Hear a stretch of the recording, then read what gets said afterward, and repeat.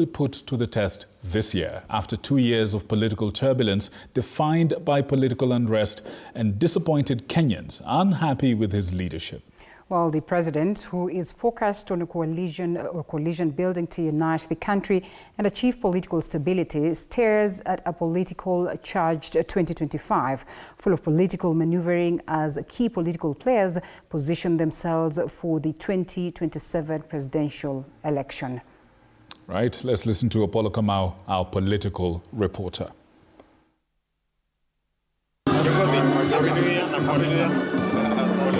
The politically charged barrio of mother to National Assembly Speaker Moses Wetangula, Mama Anna Nyama, between President William Ruto's allies and his former deputy Rigathi Gachagua, not only shook the country's political landscape, but has set the tone for a decisive year that could shape the 2027 election race.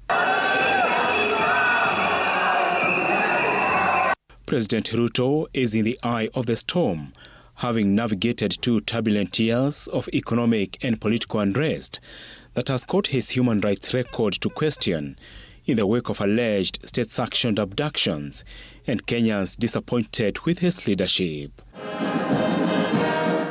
Can the president turn the tide for his re-election and rebuild his image and legacy?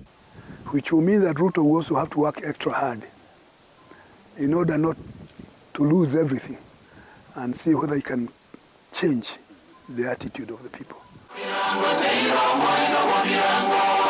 During his New Year speech, President Ruto drummed up support for his broad-based coalition government, with former rivals turned allies, his anchor to achieve political stability and get re-elected in 2027.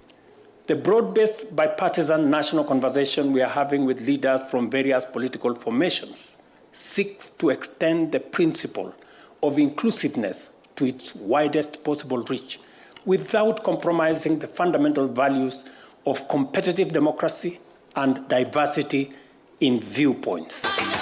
Raila Odinga.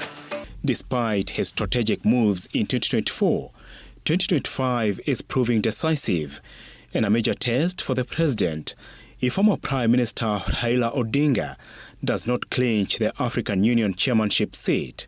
Odinga, with a huge support base, has never missed an election in the past 4 decades. He will be a candidate in 2027. Even if he wins it, he might still be a candidate. That's in the DNA, Raila's DNA. Because he would like very much to be called His Excellency Raila Amolo Odinga, President of the Republic of Kenya. And all those ceremonies, paraphernalia that go with the president. He would enjoy them.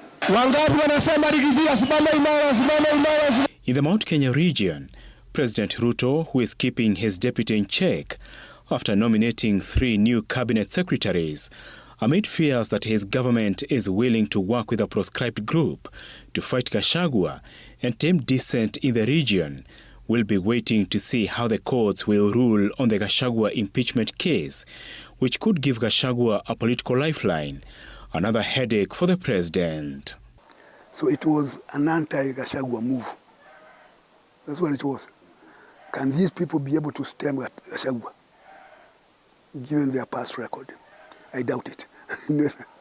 So now Gachagua is waiting for the court to decide whether he was removed unfairly or whatever it is. Deputy President Professor Kithure Kindiki, previously shy of high-octane politics, has also waded into Mount Kenya politics amid questions of whether he will match Gachagua's might in winning Ruto's support in the Mount Kenya region. Wiper Party leader Kalonzo Musyoka, who has positioned himself as the alternative opposition leader to face Ruto in 2027, after the exit of Odinga from opposition politics, will have to bite more according to pundits and possibly form alliances with Gachagua and Martha Karua and other opposition leaders. This as emerging opposition leaders, among them Trans Nzoia Governor George Natembeya, also grooming to face Ruto is former Interior CS Dr. Fred Matiang'i, Busia Senator Okia Omtata, and lawyer Morara Kebaso. Kalonzo, who stands a very good chance in every way, We need to double up. He needs to show force, show vigor, show courage.